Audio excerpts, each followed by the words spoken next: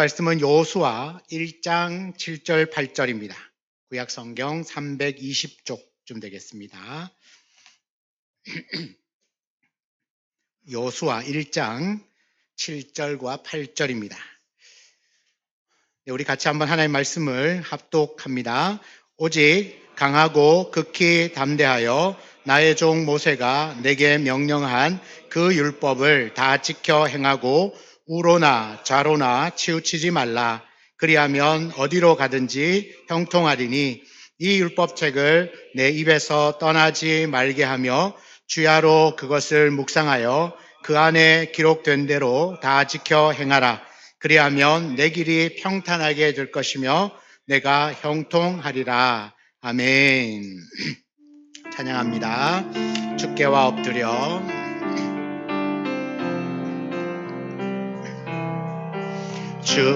주께와 엎드려 경배드립니다. 주 계신 곳엔 기쁨 가득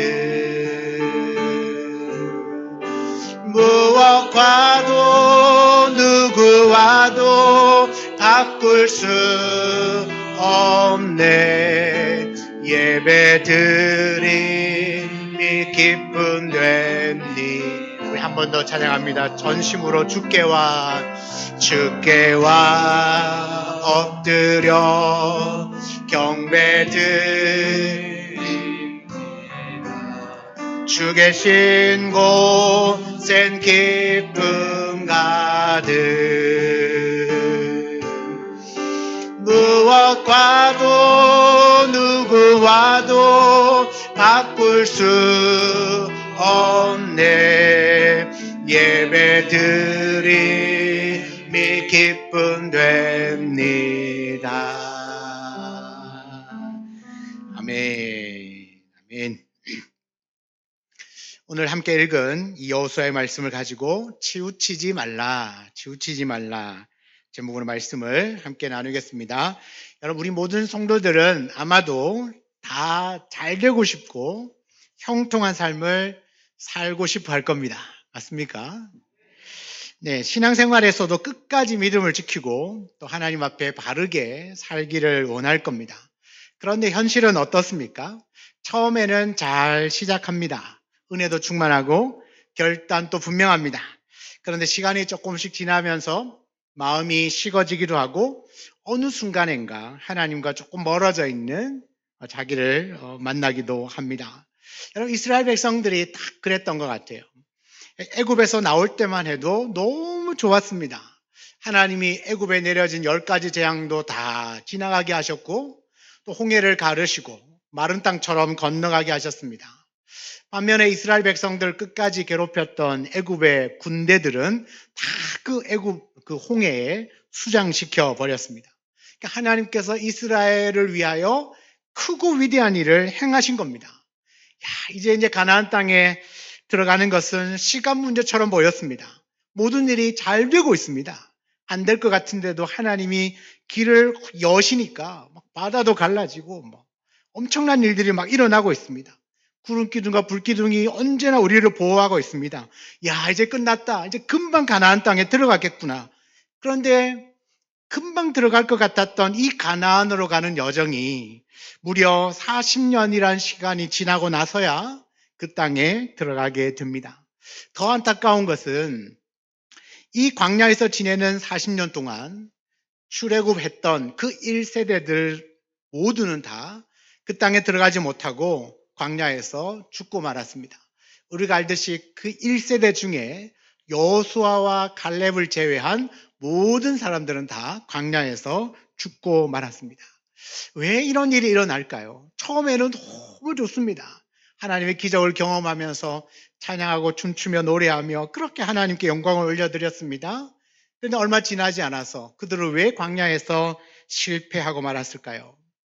그 이유는 오늘 말씀 안에 여호수아에게 당부한 이 말씀 안에서 찾아볼 수 있습니다. 7절을 한번 다시 보면 오직 강하고 극히 담대하여 나의 종 모세가 내게 명령한 그 율법을 다 지켜 행하고 우로나 좌로나 치우치지 말라. 그리하면 어디로 가든지 형통한다.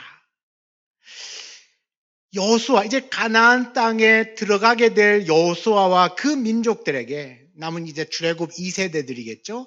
그들에게 하는 말씀이, 내 명령을, 내가 명령한 이 율법을 다 지켜 행하고 우로나 좌로나 치우치지 말아라. 그러면 무슨 이야기입니까? 출애굽을 한 1세대들이 실패한 이유가 바로 치우쳤기 때문이다라는 겁니다. 치우쳤기 때문이다. 여러분, 우로나 좌로나 치우치지 말라고 하니까 우도 아니고 좌도 아니고 중도를 지키라는 겁다. 그 이야기가 아니라 치우치지 말라는 그 뜻은 뭐냐? 이탈하다. 정도에서 벗어나다는 뜻입니다. 그러니까 우로나 좌로나 치우치지 말라는 말은 왼쪽으로도 오른쪽으로도 가지 말고 이렇게 똑바로 가라는 이야기죠. 치우치지 마라. 벗어나지 마라. 이탈하지 마라. 내가 너희에게 제시해준 그 믿음의 길에서 뭐 하지 마라? 이탈하지 마라. 그 정도를 걸어놔라. 정도에서 벗어나지 말라. 이 말씀이 치우치지 말라는 말씀입니다. 이스라엘 백성들은 왜 광야에서 치우쳤습니까? 왜 실패했습니까? 그들은 하나님이 주신 길을 가지도 못했고 어긋난 길로 갔을 때 다시 돌아오지도 못했기 때문에 그들은 결국은 실패하고 말았습니다.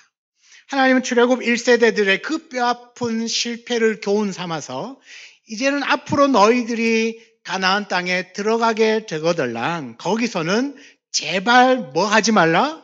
치우치지 마라. 벗어나지 마라. 이탈하지 마라. 그렇게 말씀하고 있습니다. 왜 치우치게 될까요? 그 근본적인 원인은 외부에서 있는 것이 아니라 우리 내부, 우리 마음에서부터 마음에 문제가 있습니다. 여러분, 하나님을 보았습니다. 기적을 경험했어요. 여러분, 성경을 보고 여러분이 살아오시면서 그 홍해를 건너서 광야로 나온 이스라엘 백성들만큼 하나님의 기적을 본 사람이 있습니까? 성경에서도 찾아보십시오. 그 백성들만큼 하나님을 경험한 사람이 있냐고요? 없어요. 최고로 하나님을 경험했던 사람들이 출애굽을 했던 그 사람들입니다. 그런데 어떻습니까? 그럼에도 불구하고 끊임없이 불평하고 끊임없이 원망해요.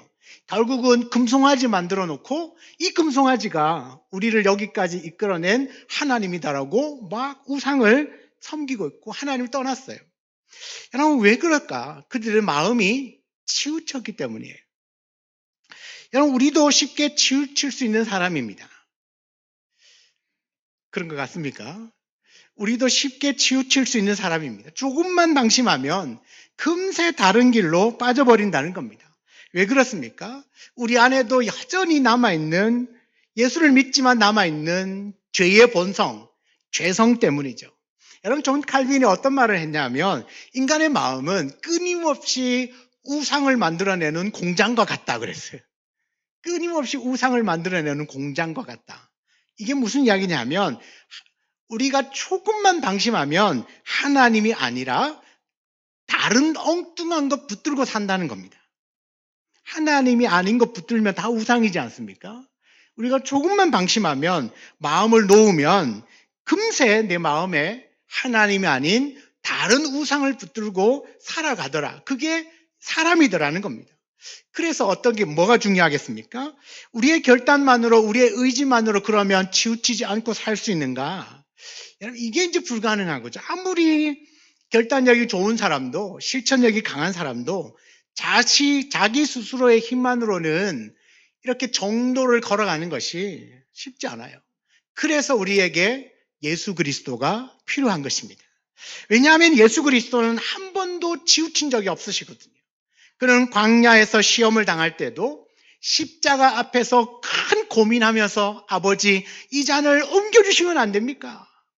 그렇게 막 땀방울이 핏방울이 되도록 간절히 기도하시는 순간에도 결론은 뭡니까?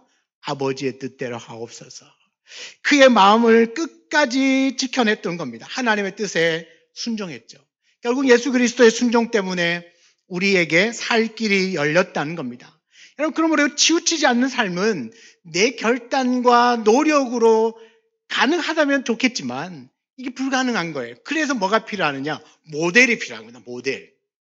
끝까지 치우치지 않고 승리하셨던 모델. 그러니 그 모델이 누구냐면 예수 그리스도인 겁니다. 우리가 그리스도를 생각하면 그분도 시험을 당하셨어요. 그분도 어려움을 겪으셨고 그분은 십자가라고 하는 어마어마한 고통의 순간에서도 치우치지 않고 하나님이 그에게 맡겨주신 사명의 길을 걸어간 거예요. 그러면 우리가요, 생각해 볼 때 여러분 십자가와 같은 고난 당해보셨습니까? 내가 죽어야만 하는 고통을 당해보셨습니까? 아마 이 예수님이 겪으셨던 고난과 내가 겪는 고난을 비교하면 아마 견줄 수 없을 만큼 주님이 더 큰 고난을 당하셨을 겁니다. 그런데도 불구하고 그분은 그 자리에서도 뭐예요? 치우치지 않습니다. 오직 하나님의 말씀, 하나님께 순종하는 삶을 살았습니다. 우리의 결단력으로는 부족할 겁니다. 그런데 나의 연약함을 인정하고 끝까지 치우치지 않고 정도를 걸으셨던 예수님을 기억한다면 나는 연약하지만 나에게는 좋은 모델이 있잖아요. 넘어져도 일어나고 다시 내가 걸어가야 하고 내가 살아가야 될 삶의 방향이 분명하게 있잖아요. 그 길을 보여주시는 분이 그리스도이기 때문에 우리가 바로 그 그리스도를 기억하고 그 은혜를 구하면서 예수님을 따라가다 보면 좌로도 우로도 치우치지 않는 그러한 믿음의 삶을 살아가게 될 줄 믿습니다. 여러분, 출애굽 1세대 중에 가나안 땅에 들어갔던 딱 두 사람이 있죠. 여호수아와 갈렙입니다. 수많은 이스라엘 백성들 중에 왜 이 딱 두 사람만이 가나안 땅에 들어갈 수 있었을까? 결론은 치우치지 않았기 때문이에요. 그 말씀이 오늘 민수기 14장 22절과 24절 말씀 안에 나오는데, 말씀을 보면 내 영광아 애굽과 광야에서 행한 내 이적을 보고도, 애굽과 광야에서 행한 내 이적을 보고도 이같이 10번이나 나를 시험하고 내 목소리를 청종하지 아니한 그 사람들은 내가 그들의 조상들에게 맹세한 땅을 결단코 보지 못할 것이요 또 나를 멸시하는 사람은 한 사람도 그것을 보지 못하리라. 그러나 내 종 갈렙은 그 마음이 그들과 달라서 나를 온전히 따랐은즉 그가 갔던 땅으로 내가 그를 인도하여 드리리니 그의 자손이 그 땅을 차지하리라. 여러분, 갈렙은 많은 이스라엘 백성들과 달랐습니다. 뭐가 달랐습니까? 마음이 달랐습니다. 갈렙은 그 마음이 그 많은 다른 그들과는 달랐다. 다른 이스라엘 백성들과는 달랐다는 겁니다. 그러면 갈렙의 마음이 어떠했다는 겁니까? 나를 온전히 따랐다 그랬습니다. 온전히 따랐다. 하나님을 온전히 따랐습니다. 여러분, 세번역 성경에 보면 전적으로 하나님을 따랐으니 전적으로 나를 따랐은즉이라고 번역했어요. 그러니까 온전히를 전적으로 번역한 거죠. 그러니까 하나님을 온전히 따른다는 말은 내 전 인생을 들여서 하나님을 따르는 겁니다. 부분적으로만 따르는 것이 아니라 전 인생으로 하나님을 따랐다는 거죠. 또한 이 온전하다는 건 가득히 채우다는 뜻이 있습니다. 충만하다, 가득히 채우다. 자, 이 뜻을 생각하고 한번 보세요. 하나님을 온전히 따랐습니다. 하나님을 온전히 따르는데 내 마음 안에 하나님이 가득 채워져 있는 거예요. 그러니까 내 채워져 있는 하나님을 따를 수밖에 없죠. 그러니까 다른 게 들어올 틈이 없는 거예요. 왜요? 온전히가 뭐라고요? 충만하다는 거죠. 가득히 채워져 있어요. 하나님으로 가득히 채워져 있어요. 그러니까 하나님을 따르죠. 다른 것 따를 생각이 들어오질 않는 거예요. 다른 게 더 가치 있게 여겨지지가 않는 거죠. 그 마음이 어떠한 마음이에요? 온전한 마음. 온전한 마음. 그러니까 갈렙과 여호수아의 마음 안에는 이 온전한 마음이 있었습니다. 그러니까 정탐꾼들이 와서 그 땅에 들어가면 안 됩니다. 그들은 거인입니다. 절대 우리가 이길 수 없습니다. 그들이 본 이야기를 아무리 많이 말을 해도 여호수아와 갈렙 마음 안에는 하나님으로 가득 차 있으니까 그 사람이 보고 보고하는 내용이 눈에 들어올 리가 없죠. 그 가득 차 있는 하나님을 믿고 가자 이렇게 얘기하잖아요. 가자, 이긴다. 환경이 바뀐 건 하나도 없어요. 가나안 땅은 뭐 여호수아가 가자 한다고 가나안 땅에 있던 자손들이 다 막 길을 열어주는 거 아니거든요. 그럼에도 불구하고 가자라고 말할 수 있었던 건 그 마음에 가득 채워져 있던 것이 하나님이었다.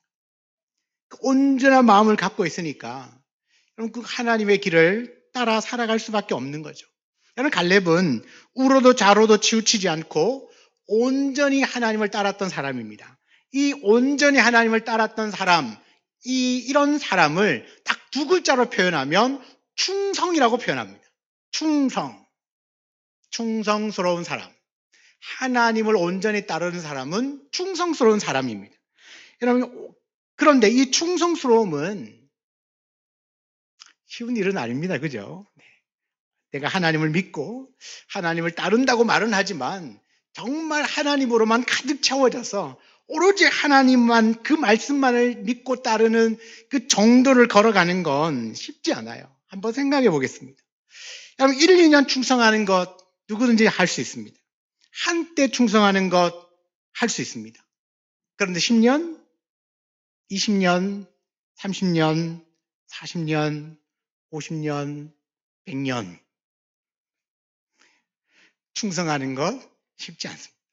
때로는 우리가 현실에 타협하기도 하고, 때로는 우리가 시험에 들면 낙심하기도 하고, 또 내 마음에 맞지 않으면 그냥 모든 일을 내려놓을 때도 있습니다. 그러므로 한때 충성하는 것도 중요하지만 끝까지 충성하는 건 더더욱 중요합니다. 여러분, 착한 일 하는 것 어렵지 않습니다. 그러나 이 착한 일을 계속하는 것은 어렵습니다. 여러분, 끝까지 착하기가 쉽지 않다는 겁니다. 한두 번 섬기는 건 할 수 있습니다. 마음만 먹으면 가능합니다. 그러나 계속해서 변함없이 섬긴다는 것 결코 쉬운 일이 아닙니다. 다음 주에 고난주간 특세가 있습니다. 마음만 먹으면 5일 가능합니다. 마음만 먹으면 가능합니다. 할 수 있습니다. 그런데 1년, 10년, 50년, 100년 꾸준하게 끝까지 기도하는 것 결코 쉬운 일은 아닙니다. 그러나 여러분, 우리가 신앙생활을 한다는 이 신앙생활이라고 말했을 때, 여러분, 이 신앙은 꾸준하게 하는 사람을 이길 사람은 없습니다. 내가 10년 불같이 섬기고 나머지는 그냥 교회를 떠나서 지내는 이 사람이 더 나은 사람, 이 10년 동안 일하면서 막 교회를 10개 짓고 막 선교사를 몇 명 보내고 큰 일을 하고도 나머지 시간을 그냥 보내신다면, 여러분, 이런 삶보다 특별한 일이 내게 없고 크게 내가 뭐 할 수 있는 일이 많이 없어도 꾸준하게 예배하고 그냥 묵묵하게 기도하고 내가 섬겨야 될 자리를 그냥 보이지 않은 듯 누가 알아주든 안 알아주든 꾸준하게 섬기고 헌신하는 그 시간들이 계속 된다면, 하나님 보셨을 때 어떤 삶이 더 귀하고 복된 삶일까요? 여러분, 그래서 우리는 묻지 않을 수 없습니다. 어떤 질문을 스스로에게 던지느냐? 나는 끝까지 충성할 수 있는 사람인가? 나는 지금까지 충성하고 있는 사람인가? 앞으로도 계속 충성할 수 있는 사람인가? 정답은 분명합니다. 내 의지와 내 스스로의 힘으로는 끝까지 갈 수 없어요. 그래서 그리스도 예수, 바로 하나님의 은혜가 필요한 것입니다. 하나님이 붙드시면 끝까지 갈 수 있어요. 갈렙의 인생이 바로 그 은혜를 증거해 주고 있어요. 여러분, 갈렙은 다른 사람보다 특별한 사람이기 때문에 온전한 삶이 가능했느냐? 그렇지 않습니다. 그도 똑같이 광야를 지나왔고요. 똑같은 환경 속에서 지냈습니다. 한 가지 달랐던 게 있어요. 뭐냐 하면 하나님을 향한 믿음이었습니다. 하나님을 향한 믿음, 그것을 끝까지 놓치지 않았다는 겁니다. 그 믿음, 하나님을 향한 믿음. 똑같이 광야를 지나갔어요. 똑같은 고난을 겪었습니다. 똑같이 전쟁을 치렀어요. 그런데 그 모든 상황 가운데서도 갈렙의 마음에 흔들 수 없었던 거 하나가 뭐냐 하면 믿음이었다는 겁니다. 믿음. 그리고 그 갈렙의 그 믿음 안에는 하나님의 약속의 말씀이 있었습니다. 하나님 약속의 말씀이 뭡니까? 이 가나안 땅을 너와 내 후손에게 주시겠다는 약속의 말씀이에요. 그러니까 이 말씀이 분명한데 들어가면 되잖아요. 그러니까 흔들리지 않죠. 여러분, 우로나 좌로나 치우치지 않으려면 이 갈렙처럼 하나님을 온전히 따르고자 하는 여러분 이 마음 중심이 굉장히 중요합니다. 내 마음 중심이 흔들리지 않는 거죠. 예를 들어 보겠습니다. 여러분 직장에 처음 들어가거나 어떤 일을 새롭게 시작할 때 흥분되지 않습니까? 열심히 일해야 되겠다. 내가 이 회사를 그냥 2배로 키우겠다. 그죠? 내가 하는 이 일을 내가 몇 배나 단기간에 성공해야 되겠다. 그래서 열심히 합니다. 근데 조금 익숙해지면 자기도 모르게 나태해지죠. 조금씩 풀어진다고 말하죠. 풀어집니다. 그래서 옛날에는 안 했던 일들도 이거 좀 짜투리 시간들을 어떻게든 내 시간 확보하려고 애를 많이 쓰기도 하고 옛날에는 무조건 충성을 했는데 요즘은 생각하면서 충성합니다. 가려가면서 충성을 하고 또 할 거 안 할 것도 재보고 이렇게 하면 옛날에는 물불 안 가리고 하다가 어느샌가 조금 시간이 지나면 바뀌더라고요, 사람. 왜 그렇습니까? 우리의 중심이 조금씩 흔들리기 시작하고 나태해지기 시작한 겁니다. 어쩌면 자연스럽기도 하지만 그렇지만 충성이라는 개념으로 봤을 때 어떻습니까? 우리가 신앙생활을 하고 어떤 훈련을 하고 어떤 헌신을 하고 섬길 때 그 마음 중심을 지키는 것이 관건이거든요. 좌로도 우로나 좌로나 치우치지 말라는 것이 행동을 바꾸라는 이야기가 아니라 네 마음 중심이 흔들리면 안 된다는 거예요. 하나님을 향한 그 믿음, 내가 주님 사랑하는 그 마음, 이 마음이 변하면 행동은 바뀌게 되어 있어요. 그런데 이것이 변하지 않으면 행동은 초지일관하게 되어 있어요. 우리가 끝까지 믿음에서 흔들리지 않고 가기 위해서는 이 마음 중심이 변함이 없어야 되거든요. 약해지고 이런 문제가 아니라 변함이 없어요. 환경이 어떻든 상관없이 살다 보면 수많은 일들을 겪지 않습니까? 그런 일들이 내 신앙에 하나님 사랑하는 데 전혀 영향을 주지 않는 거죠. 영향을 받는다면 내 마음이 흔들리고 있는 것이고 영향을 받지 않으면 중심을 잡고 계시는 겁니다. 그런데 안타깝게도 성경에 나오는 많은 우리가 알고 있는 믿음의 그 선배들도 보면 참 많이 흔들렸던 것 같아요. 여러분 사울왕을 한번 보시죠. 이스라엘의 초대 왕이었던 사울왕. 여러분 하나님이 사울을 얼마나 좋게 보셨으면 사울을 왕으로 세웠겠습니까? 여러분 사울을 시시하게 보시면 안 됩니다. 사울도 굉장한 사람이었어요. 하나님이 그를 딱 인정했기 때문에 왕으로 세웠습니다. 왕이 되자마자 얼마 지나지 않아서 사울이 변했어요. 무너졌다는 겁니다. 왜 그렇습니까? 마음이 흔들렸어요. 그래서 내가 왕인데 왕으로 세워지기 전에는 나 같은 자가 무슨 왕이 이랬다가 왕이 되고 난 다음에는 내가 왕이니까 제사 드릴 수도 있지 이렇게 바뀌는 겁니다. 다 그렇잖아. 저는 부족합니다. 했다가 나중에 내가 말이야 바뀌는 거잖아요. 이게 똑같다는 거죠. 다윗은 어떻습니까? 다윗도 우리가 존경하는 하나님을 지극히 사랑했던 다윗도 여러분 그가 한순간 마음 중심을 잃어버렸어요. 자기의 부하들이 다 전쟁터에 나가서 목숨 걸고 싸우고 있을 때 뭐 합니까? 낮잠을 이건 잔다는 게 아니고 디비저 자는 겁니다. 낮잠을 그때는 디비저 자다가 저녁에 일어나서 노을을 쳐다보면서 옥상을 거닐다가 한 여인을 발견하고는 범죄하지 않습니까? 이게 왜 그렇습니까? 마음의 중심을 잃어버린 거예요. 1000번제를 드리며 하나님 앞에 듣는 마음을 구하고 지혜를 구했던 왕이 누구입니까? 솔로몬입니다. 여러분 솔로몬은 어릴 때 왕이 되어서 얼마나 겸손히 내 지혜로는 이 백성들을 다스릴 수 없으니 주님 나에게 듣는 마음 그 지혜를 주십시오. 1000번제를 드리며 하나님 앞에 그렇게 예배하고 하나님을 존중히 여겼던 솔로몬인데 어떻게 됐습니까? 그가 나중에 그 어떤 왕들보다가도 더 많은 우상들을 세웠어요. 왜 그렇습니까? 변했어요. 여러분, 어떻게 시작하느냐? 그보다 훨씬 더 중요한 건 어떻게 마쳤는가가 중요합니다. 여러분, 비행기가 뜰 때 중요하지 않습니까? 그런데 많은 사람들이 이야기하잖아요. 비행기는 착륙할 때 더 위험하다고. 착륙을 잘해야 되는 거거든요. 중간에 떴다가 추락하면 큰일이지 않습니까? 여러분, 이스라엘 백성들은 홍해를 건넌 후에 승리의 노래를 부르며 춤추며 노래했습니다. 얼마나 기뻐했는지 모릅니다. 그러나 얼마 지나지 않아서 그 찬양하던 입에서 불평이 나옵니다. 얼마 지나지 않아서 며칠요? 며칠? 어떻게 하셨습니까? 네.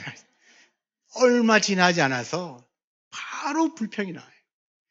좀 전까지 찬양하고 막 춤추다가 딱 3일 만에 입에서 불평이 쏟아져 나와요. 그리고 심지어는요, 이 코 아니죠. 귀걸이, 코걸이, 팔찌, 발찌 다 꺼내가지고 금송아지 만들어가지고 이게 우리 하나님이다. 그렇게 하나님을 반역하는 데까지 이르렀던 사람들이에요. 여러분, 이같이 출애굽한 1세대 이스라엘 백성들의 실패, 그들의 실패는 한마디로 치우친 거예요. 정도에서 벗어난 겁니다. 이탈했다는 거죠. 그래서 하나님은 말합니다. 너희는 제발 우로나 좌로나 치우치지 마라. 벗어나지 마라. 혹시나 벗어났다면 다시 돌아오라고 그 여호수아를 통하여서 이스라엘에게 당부하고 있습니다. 자, 그러면 여러분, 우리가 마음 중심을 잘 잡아야 되는데 이 마음이요, 뭡니까? 어떤 사람은 우리의 마음이 뭐와 같다? 갈대와 같다. 잘 아시네. 왜 갈대에 비유합니까? 예, 바람이 부는 대로 요래 갔다 저래 갔다 한다는 거잖아요. 마음이 요래 갔다 저래 갔다 하는데 이 마음도 못 믿겠어요. 이 흔들리는 마음을 붙잡아야 될 거 아니에요. 이 흔들리는 마음을 붙잡아 주는 게 뭐냐? 하나님의 말씀입니다. 왜 흔들릴까요? 내가 이쪽이 더 좋다고 생각하면 오 하잖아요. 이게 더 좋다고 생각하면 오 하잖아요. 여기가 더 예쁘다고 생각하니까 혹한 거예요. 그래서 미혹이잖아요. 밀은 아름다울 미, 혹할 혹. 아름답고 예쁘고 좋다고 생각하면 혹하는 거거든요. 그러니까 마음이 우리 갔다 저리 갔다 해요. 그런데 이 기준이에요. 내 마음 중심에 딱 말씀이 딱 있으면 흔들릴 이유가 없어요. 그냥 내 마음이 헷갈리더라도 말씀을 딱 보면 아니네. 그렇게 해서 다시 내 중심을 잡아요. 그래서 하나님이 8절에 이렇게 말합니다. 이 율법책을 같이 읽어보겠습니다. 이 율법책을 내 입에서 떠나게 주야로 그것을 묵상하여 그 안에 기록된 대로 다 지켜 행하라. 그리하면 내 길이 평탄하게 될 것이며 내가 형통하리라. 아멘. 이 율법책을, 이 말씀을 주야로 묵상하라. 그냥 그 말씀이 내 안에 떠나지 않아야 흔들리는 마음이 잡힐 수 있습니다. 여러분, 끝까지 변질되지 않고 치우치지 않으려면 말씀에 목숨을 걸어야 됩니다. 왜냐하면 이 말씀은요, 시대가 변하고 세상이 바뀌어도 변하지 않는 절대 기준이고 진리이기 때문에 그렇습니다. 여러분, 이 세상이 아무리 떠들고 노래하면서 인권이라고 말하면서 동성애가 괜찮다고 말해도 아닌 건 아닌 거예요. 왜요? 말씀이 아니면 아닌 거예요. 이건 정치적으로 이야기하는 게 아니에요. 우리 목사님 우파인가? 아니요. 저 항상 얘기해. 저는 천당 소속이라고. 저는 이 당도 아니고 저 당도 아니고 저는 천당 소속입니다. 천당 소속이니까 저의 색깔은 하늘 색깔입니다. 그런 이야기를 하고 싶은 게 아니에요. 그런 이야기를 하고자 하는 게 아니라 여러분, 시대가 바뀌어서 세상 모든 사람들이 인권이라고 그래 성소수자 인정해야죠. 존중해야죠. 맞습니다. 존중해야 됩니다. 그 사람들 우리가 죽이자는 이야기가 아니잖아요. 그게 아니라 남자와 남자가 결혼하고 여자와 여자가 결혼하는 건 이건 반성경적이기 때문에 아니라고 말하는 거예요. 그러면 지금보다 시간이 흘러가면 허용이 될까요? 아니요. 자꾸 세상 이야기를 듣다 보면 그래, 그게 인권인 것 같아요. 지금 마음이 어떻게 되고 있어요? 혹 하고 있잖아요. 사람들이 TV에서 계속해서 막 어떻게 너는 뭐 이런 온갖 이야기들이 들려오잖아요. 그러니까 그래 내가 이 시대에 살아남으려면 인정하자. 내 아들 딸만 제대로 남자 여자 데리고 오면 안 되겠나? 그렇게 생각하고 넘어가려고 한다는 거죠. 이게 뭐죠? 내 마음이 혹한 거죠. 흔들리고 있다는 겁니다. 근데 말씀을 보고 성경을 읽어보니까 하나님이 만드신 창조 질서는 그게 아닌 거죠. 남자와 여자가 만나서 한 가정을 이루는 게 이게 창조에 걸린 거예요. 그러면 이게 아니면 아닌 겁니다. 왜냐하면 성경은 변함이 없는 진리니까. 여러분, 우리가 흔들리는 세상에 말씀을 붙잡아야 된다는 건 바로 이런 거예요. 이런 거죠. 이럴까 저럴까 헷갈리게 하는 것들은 너무너무 많지만 우리의 기준을 하나님의 말씀으로 붙들면 우리는 흔들리지 않는 삶을 살아갈 수 있습니다. 여러분, 살다 보면 예기치 않은 고난, 시련을 당하기도 하죠. 질병이나 사고를 만나기도 합니다. 그러나 그 어떤 상황 가운데서도 변함없이 우직하게 말씀을 붙들며 사는 것이 신앙생활입니다. 여러분, 제가 많이 들었던 이야기 중에 하나는 기도하면 되나? 기도하면 떡이 나오나 밥이 나오나? 하나님이 밥 주더나? 밥 주더라고요. 근데 모르는 사람들은 아니 요즘 같은 세상에 무슨 기도냐? 어떤 정치인이 이야기를 하더라고요. 아니 2000년도 더 돼 그 오래전에 기록된 성경을 아직도 믿냐? 요즘 같은 과학 시대에 달나라 화성에 우주선을 쏘는 시대에 무슨 2000년 전에 구닥다리 이 말씀을 믿냐? 그렇게 대놓고 이야기를 하더라고요. 여러분 믿으십니까? 이상한 사람들이네. 믿으세요? 왜요? 이것이 하나님 말씀이니까요. 시대가 중요한 게 아니에요. 시대가 지금부터 4000년이 지나 2000년이 더 지나 4000년 5000년이 돼도 하나님 말씀 진리입니다. 여러분 그 변하지 않는 말씀을 붙들어야 우리의 마음이 흔들리지 않고 치우치지 않고 끝까지 하나님을 섬길 수 있습니다. 말씀을 주야로 묵상하고 내 입에서 떠나게 하지 말라. 하나님의 말씀을 묵상하고 그 말씀이 내 입에서 떠나게 하지 말라. 여러분 말씀이 우리 입에서 떠나는 순간 우리 입에서는 뭐가 나올까요? 불평과 불만이 나올 수밖에 없습니다. 상황이 어렵다고 해서 부정적으로 말하면 안 돼요. 왜? 상황이 어려울수록 부정적이고 비난적인 말을 하면 다 같이 망하자는 이야기입니다. 그런데 아무리 어려운 상황도 한순간에 역전시키는 것이 믿음의 말이에요. 믿음의 말이고 순종의 말이죠. 그런데 그런 믿음의 말이 언제 쏟아집니까? 내 안에 말씀으로 채워져 있으면, 내 마음에 말씀으로 채워져 있으면 그 말씀 때문에 환경을 보고 불평하는 것이 아니라 살아계신 하나님을 보고 하나님을 의지하는 믿음을 쏟아내는 거예요. 여러분 말씀을 붙들면 인생이 달라집니다. 확인해 보시기 바랍니다. 완전히 달라질 겁니다. 그래서 하나님 우리에게 말하죠. 날마다 그 말씀을 묵상하라고 말합니다. 묵상하라. 묵상이 뭐냐면요. 히브리어는 하가. 따라해 볼까요? 하가입니다. 하가는 계속 되뇌이는 겁니다. 계속 되뇌이는 거. 그러니까 중얼거리다, 되새기다, 되뇌이다라는 말이에요. 그러니까 내 머릿속에서 말씀을 계속 되뇌이는 겁니다. 그냥 길거리 지나가면서 중얼중얼 거리라는 얘기가 아니에요. 그럼 사람들이 이상하게 쳐다봅니다.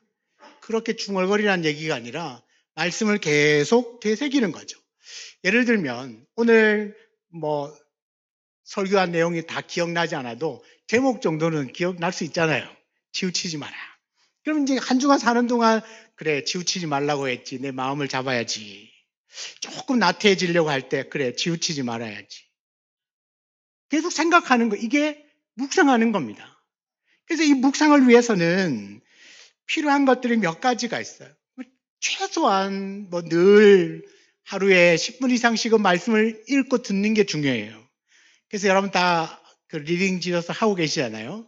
그러니까 하루에 사용되는 그 20, 30분의 시간이 그 말씀이 여러분을 지키고 있습니다. 그 말씀이 여러분을 지키고 있다고. 여러분 속에 되뇌이고 있는 그 말씀이 여러분을 지켜요. 내가 끊임없이 꾸준하게 정말 지겨워도 오늘 또 문자가 날라오는구나. 우리 사랑 목자는 이렇게 성실하셔. 하루쯤은 그냥 자도 될 텐데 하면서 그렇지만 그래도 꾹 눌러서 듣는 거죠. 그러면 그 말씀이 여러분을 지켜요. 이게 내가 말씀에서 떠나지 않고 말씀을 묵상하는 겁니다.